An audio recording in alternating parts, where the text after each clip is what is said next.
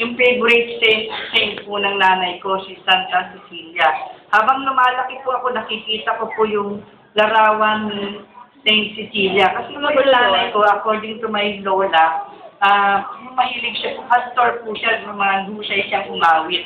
Sad to say, hindi ko po namana yung pagiging magandang boses ng nanay ko. Pangit po yung boses ko. I have a harsh voice.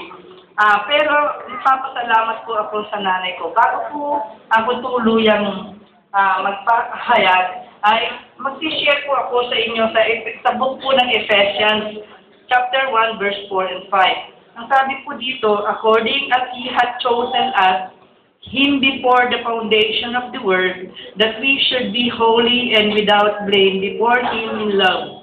Verse 5, having predestinated us unto the adoption of children by Jesus Christ to Himself, according to the good pleasure of His will.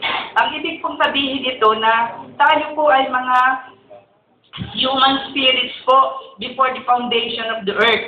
So yung Diyos po ang nagtalaga sa atin, ang Diyos po yung pumili sa atin kung anong taon, kung anong petsa, at kung saang pamilya po tayo mapupunta. So dun sa po ng nanay natin, siya po ang nagpili, wala pong nakakagawa ng tao, ang Diyos lamang po. Kaya ang pamilya po ay ang Diyos po ang nagtalaga. Hindi po dapat tayong magtakwilan. Because sabi nung sinabi nasa ko, before the foundation of the world. So kailan ba yung foundation of the world? Mangtagal na po yung taon, billion of years po. So naroon na po tayo. Kung ako pinanganak po 1946, billion of years ago, naroon na po ako. Pinili lamang po yung 1946, December 4, at doon po ako nilagay sa pamilya na to. At ang naging nanay ko, si Juanita Ihia Salonga, at ang naging tatay ko po, si Vicente Salonga. Kaya Salonga po yung apelido ko, and I'm proud of my family.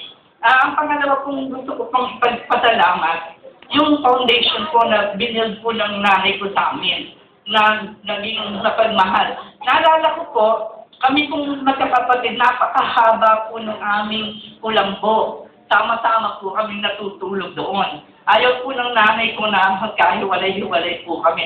Isang kulambo lang po ang tinutulugan namin nung maliliit kami. At ang isa pa pong papasalamat ko po, ay yung binild po ng nanay ko. Mananay ko po visionary. Kahit hindi po siya nag-aral, visionary na po siya. At lahat ng nanay, most of mothers are visionary. Binisyon po ng nanay ko kung saan kami naroon ngayon.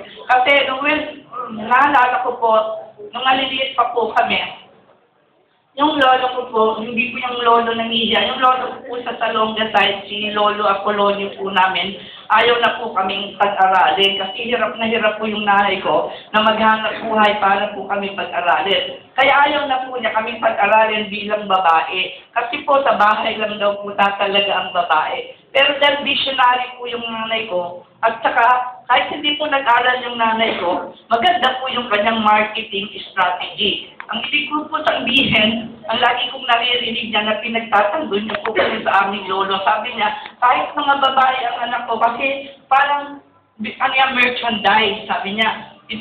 Kung saan social, nandun sa society, nandun ng mga anak, yun din niya mapipili ang kanyang mapapangasawa. Kaya kailangan pag-aralin ko ang aking mga anak para ang social status nila tumaas, doon din niya matatagpuan ang kanilang magiging kapartner sa buhay. Hindi po, totoo pong nangyari po sa amin, pati sa aking mga kapatid na babae na pinag-aral po kami, nagchika po siyang mag-aral kami, at maganda po ang naging kapartner po namin lahat sa buhay.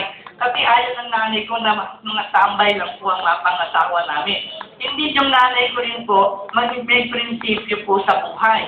Yun po ang pinapasalamatan ko. Bakit po? Kasi po, nung maliit po ako, dahil panganay, lagi niya po akong inaasahan pagkagaling sa eskwela, sunod-sunod po kami. Maglaban ng lampin. Nagagalit na po ako kasi sabi ko, anak ng anak. Nagagalit po ako. Ang sabi ng sagot sa akin ng nanay ko, magpasalamat ka kung hindi ko ako nag-anak pa uli. Wala na sanang Liberato, wala na sanang Maura, wala na sanang Teresita, wala na sanang Rafael, wala na sanang Maximino, wala na sanang Antonio, at wala nang Corazon. So, yan po yung prinsipyo niya. Ibig sabihin niya, Sa dinami-dami niya ng anak, ang katwiran niya, may isa doon, mahirap man, o may isang yayaman, at magtataguyod sa aming magkakapatid, sa aming pamilya. Napakabuti po ng foundasyon na ginawa ng nanay ko sa amin. Ang isa pa, mahusay kong magluto yung nanay ko. Nung maliit pa po kami, 7 years old pa, natatandaan ko po, yung nanay ko po masipag, napakasipag po niya, madaling araw pa po, lumatalo na po yun ng bahay. Kasi siya po yung panganay din sa kanyang magkakapatid.